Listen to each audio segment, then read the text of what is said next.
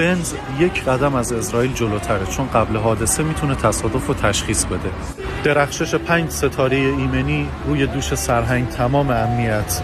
یه سنگ از دل کوه رها میشه و 13,000 ثانیه قبل برخورد سنسورهایی که اطراف ماشینن متوجه یه تصادف اجتناب ناپذیر میشن. سرعت نزدیک شدن جسم خارجی به ماشین ارزیابی میشه و تو کسری از ثانیه صندلی‌ها تو حالت عمودی قرار میگیرن، کمربندها سرنشینا رو وکیوم میکنن و به صندلی میچسبونن، تمام شیشه‌ها بالا میره و ماشین آماده برخورد میشه. صداهای ناشی از تصادف و انفجار ایربگ‌ها مسلماً به شنوایی آسیب میرسونه. اما ابتکار مرسدس برای جلوگیری از این آسیب به شنوایی فوق‌العاده شگفت انگیزه. چند صدم ثانیه قبل و حین برخورد یک نویز 80 دسیبلی از تمام بلندگوی ماشین برای سرنشین‌ها پخش میشه و با تحریک عضله استاپیدیوس در گوش باعث قطع ارتباط لحظه‌ای بین گوش داخلی و گوش بیرونی میشه و از آسیب‌های ناشی از سر و صدای تصادف جلوگیری میکنه.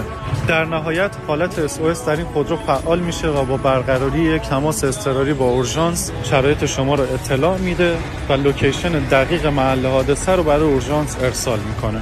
ماشین چپ شد و پای من درجا قطع شد. ملیکا محمدی هافک تیم ملی فوتبال بانوان در سانحه رانندگی جان باخت. تصادف‌ها سومین عامل مرگ و میر در کشور. هیچ یک از خودروهایی که در حادثه بود ایربگش باز نشد.